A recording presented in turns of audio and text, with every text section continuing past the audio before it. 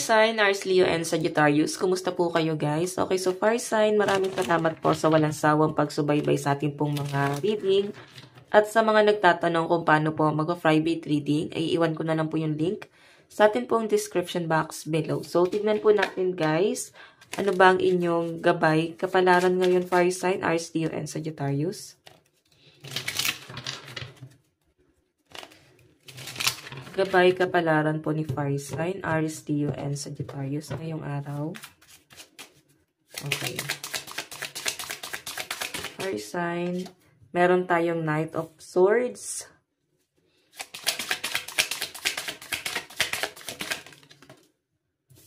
Meron tayong Queen of Wands.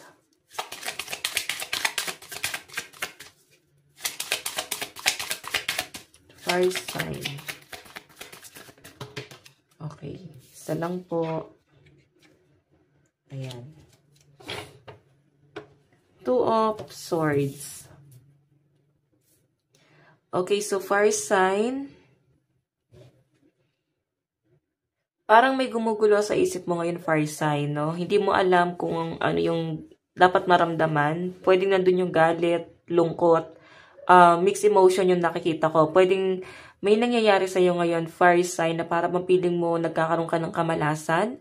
Or pwedeng parang piling mo parang karma to or karmic mo siguro tong person na kadil mo. Na maring hindi kayo guys magkasundo, hindi kayo magtagpo. Oh.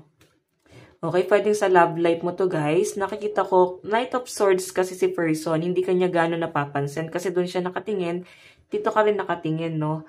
Nandun ka sa point na parang naguguluhan ka kasi nandito po yung Two of Swords. Naguguluhan ka ngayon, hindi ka makapag-decide. Pwedeng iba sa inyo guys, kailangan mo muna sigurong mamasyal. Lumabas ka, mag-travel, para makahinga ka, no? Or tulungan mo yung sarili mo na wag ma-stuck dito sa sitwasyon. Kasi nakikita ko guys, naguguluhan ka. Nandun ka sa point na ibinibigay mo na yung mga pabor sa mga tao sa paligid mo. Pero ang nangyayari guys, nasasaktan ka pa rin. Okay, grabe guys, mabigat yung emosyon na nakikita ko dito, fire sign, no? Pero ang nakikita ko guys sa'yo, kahit na sobrang emotional ka ngayon, kahit na ang daming nangyayaring paghihirap sa buhay mo ngayon, nandun ka sa point na parang hindi ka pwedeng sumuko. Okay, hindi ka pwedeng mapagod.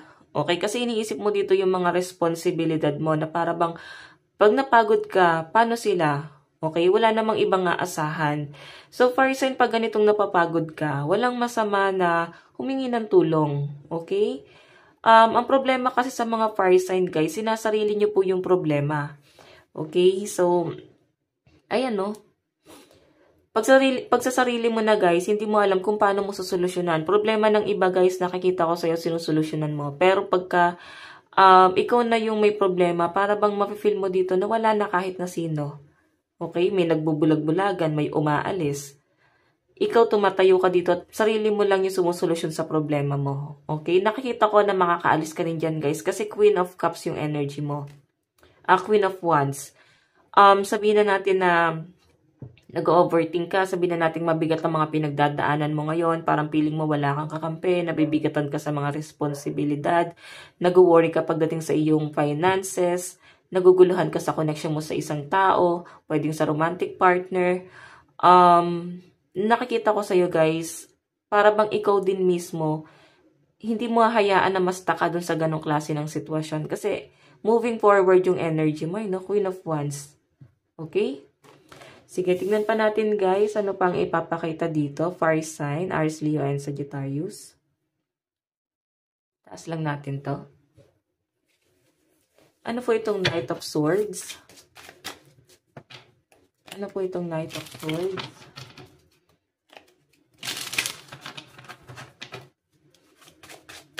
Ano po itong Knight of Swords?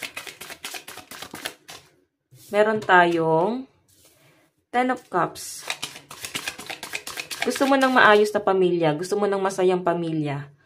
Ganun yung pinapakita sa akin, guys. Pwedeng gusto mo na magkaayos lahat. Walang problema, walang pag-aaway. Pero taliwas na nangyayari. Pwedeng nagkakaroon ng family problem. Or pwedeng sa side mo or sa person mo. Okay? Pwedeng nagkakagulo, no? nagkakagulo, hindi magkasundo yung pamilya mo at pamilya ng person mo, or pwedeng kayo parehas. Pwede ang nagiging conflict sa inyo kung ba't kayo hindi nagkakasundo kasi nandito po yung Knight of Swords is yung family.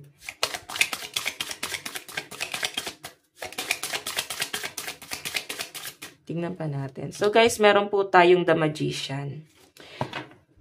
Ayan. So, fire signs na nakikita ko sa'yo, naguguluhan ka. Lahat ginagawa mo, wino-workout mo, no? Okay, lahat ginagawa mo para maayos lahat sa family. Okay, hindi ka nagkulang sa pinapakita sa akin. Minsan nagiinit yung ulo mo kasi siguro nandun ka sa point na parang piling mo walang nakakaintindi sa'yo. Okay? Minsan nagagalit ka kasi wala naman ibang nakakaunawa sa'yo. Okay? Nandun ka sa point na sobrang napaka-responsible ng energy mo rito. Yun nga lang guys, The Magician, may nagmamanipula sa'yo, no?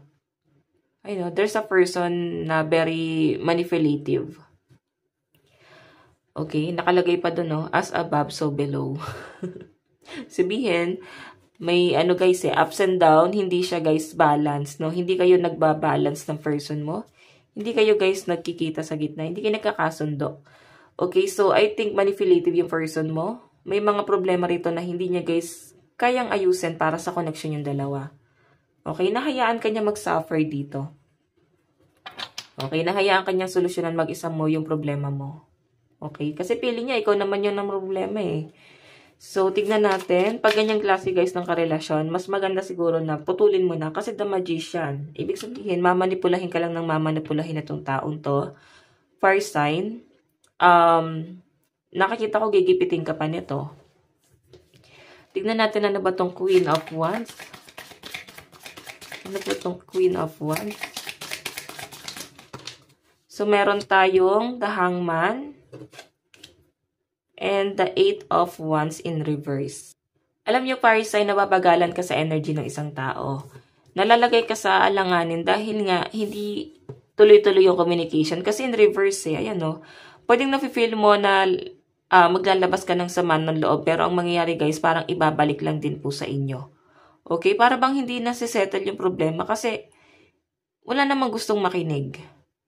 Okay? Ganun yung pinapakita sa akin. So, 8 of Wands in reverse. Nakikita ko kasi guys, communication, travel, nai-stuck ka kasi lahat to wala sa'yo. Gusto mo nang kausap, gusto mong umalis, hindi mo magawa. Gusto mong magpahangin, gusto mo nang lumayo, hindi mo yun magawa kasi nakastuck ka or nakahang ka. Okay? Pinipilit mo ngayon na mag-heal. Kahit nag-iisa ka dito, fire sign. Nakikita ko yung pagiging ano mo guys parang alam mo yun, para bang manipulative ka rin kasi deep inside, malungkot kayo, umiiyak ka, marami kang problema. Pero sa harap ng mga tao sa paligid mo guys, pinapakita mo okay ka lang. Okay, pero sa pinapakita sa akin, fire sign, madami kang pinagdadaanan dito. Okay, ang dami tumatakbo sa isip mo dito, fire sign, sa pinapakita sa akin. Okay, sa pinapakita sa akin dito, fire sign, need mo sigurong isettle yan. Okay? Focus ka dun sa solusyon. Okay? Ano yung pwedeng maging solusyon dito sa problema mo? Kasi pag nakapokus ka dun sa problema, tapos kakaawaan mo yung sarili mo, lalo kang madadown, lalo kang mawawala ng confidence sa sarili mo. Okay? Umalis ka rin sa mga toxic na tao para hindi ka rin nag-overthink. Okay? May nakikita akong communication na paparating naman dito, guys. Kumbaga, yun nga lang, guys, parang ibabalik lang din sa'yo. So, wala ka rin makukuha ang tamang sagot dyan sa taong yan. Okay? So, tingnan natin ano po itong 2 of Swords. Ano po yung 2 of Swords? So, meron po tayong The Tower. So, guys, may naguguluhan dito kung i-end na ba yung relationship. Or, tingnan natin na, labas pa natin yung isa. Okay, isa lang po. Dalawa talaga? Ano ba to?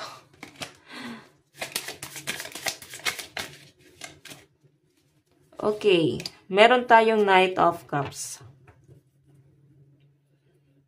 So, guys, sa nakikita ko, undecided ka. Pwedeng may nangungulit sa'yo.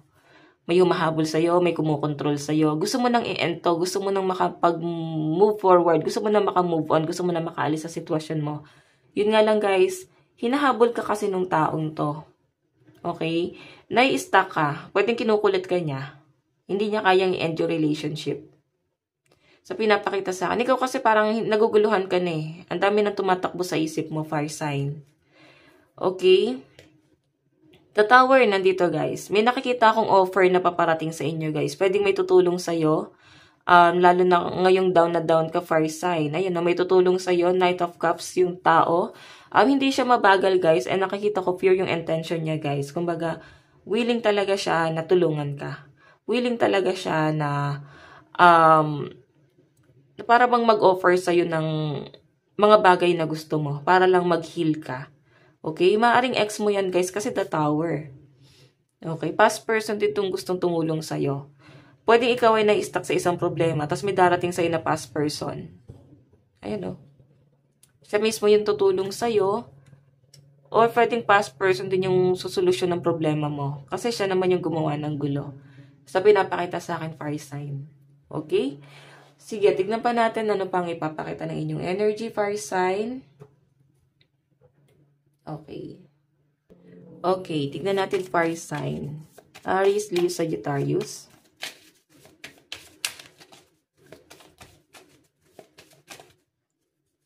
Meron po tayong embrace the flow of life. So, ngayon guys, kailangan mo talaga ng kausap. Kailangan mo ng makikinig sa'yo. Yun nga lang kasi yung iba sa inyo fire sign. Kung makita mo na dito yung Two of Swords, nagbubulag-bulagan ka sa katotohanan. Laging iniisip mo or tinatatak mo sa isip mo na walang mali. Kaya hindi ka makaalis sa sitwasyon mo. Lalo kang na-stuck. So, meron po tayong, ayan, trust the universe. I think may plano talaga sa'yo sa universe kung bakit nangyayari sa'yo yung mga struggle mo ngayon. Okay, meron po tayong talk less, feel more. Yung iba sa inyo guys, hindi ka talaga makapagsalita. Wala ka talagang gana ngayon. Pero kailangan mong mag-focus dun sa solusyon. Okay? Yun yung kailangan mo, fire sign. So, fire sign, ito lang naman po ang inyong reading hanggang sa muli. God bless and love you. Thank you.